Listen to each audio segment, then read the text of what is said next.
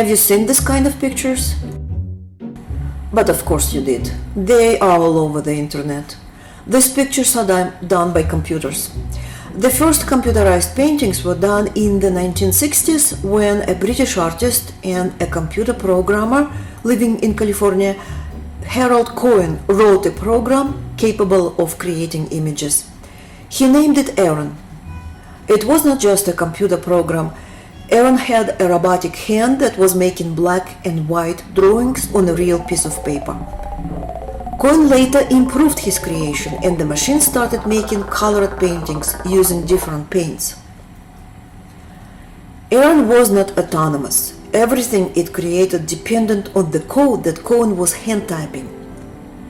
Cohen always emphasized that we should not call Aaron creative. Creativity belonged to him, Harold Cohen, the artist who wrote the code for the program. Later came digital painting, the process of creating digital images on the computer screen using a special electronic pen. Digital painting is literally painting on a screen of a tablet. You can choose any media you want: watercolor, oil, acrylic, charcoal.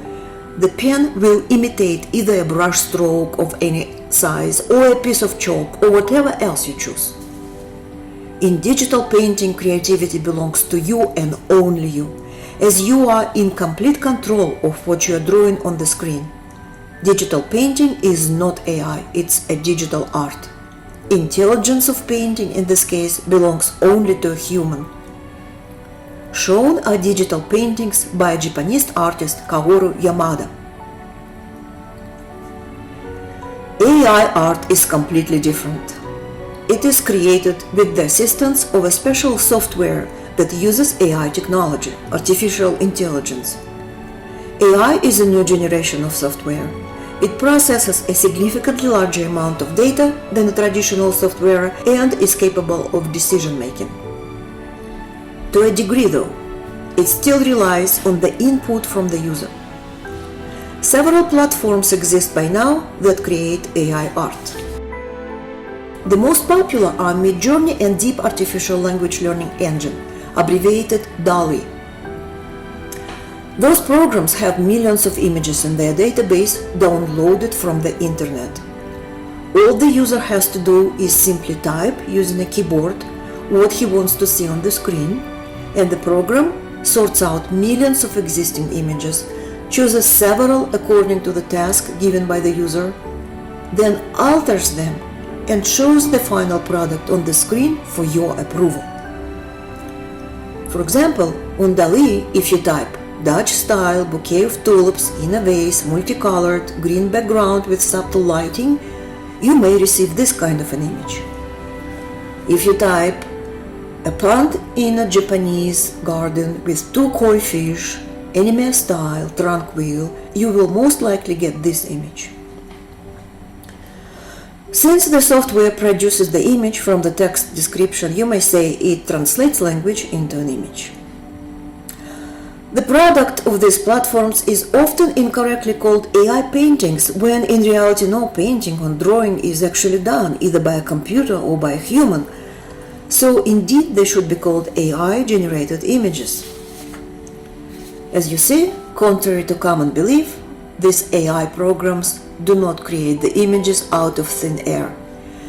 Instead, they take already existing images out of an immense database that has billions of pictures collected from different sources on the internet, including whatever paintings you posted on your Facebook or Instagram. In other words, AI does not create. It steals without permission. It takes significantly less time for anybody to get a picture on the computer using AI than to paint a handcrafted artwork.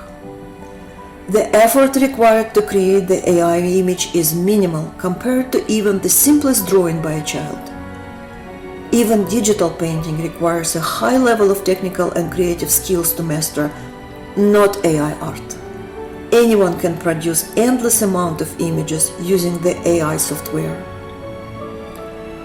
This is how Midjourney advertises itself. The platform simplifies generating images, making it accessible to everyone regardless of their artistic skill. Traditional artists are concerned about the AI taking over and replacing them. I read once how one artist complained. I thought when a new technology comes, it would replace me in the kitchen and laundry room, but instead it took away my job. It is quite a legitimate complaint. Many illustrators have already lost their jobs. It is cheaper and more productive to use AI than to pay to a human. However, I am not quite sure that this will be the end of the painting as we know it.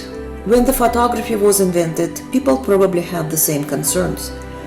But photography did not replace even hyper-realistic painting.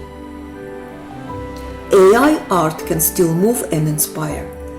It often surprises us with the images that are beautiful, surreal, or hyper-realistic like these ones. It's becoming more and more popular for the artists to use AI-generated images as a reference for traditional painting by hand. For example, this AI-generated image inspired many artists to create a real painting, like this oil-on-canvas painting by Ramiz Abulmajinov. By the way, this AI image also has been used for paint by numbers, and this is what you get if you do it right. Maybe it does not look as neat as the AI image, but painting it gives you a unique experience and leaves you with something you made by yourself. My biggest concern with AI is that it might start the process of deterioration of human creativity. In the world of AI-generated images, will there be a new Leonardo da Vinci, Pablo Picasso, or Marc Chagall? Would this oil-on-canvas painting by Wada Eisako be rejected by public only because it does not look like the AI-generated image? If you think I am exaggerating, go to Facebook and see the public reaction to quite takey images like these ones. Many people admit they do not even see the difference between the real art and AI pictures.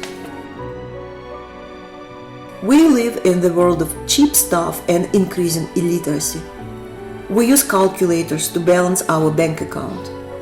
Our smartphones correct our spelling.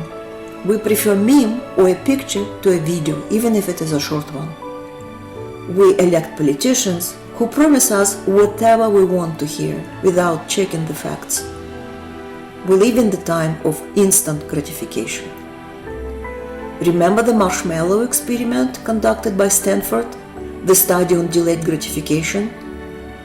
A child was offered a choice between having one marshmallow right away or 2 marshmallows if he waits some time longer. It seems to me that we, as a society, are failing this test, as the majority of us are smitten by AI technology that allows us to have any picture we desire literally in seconds.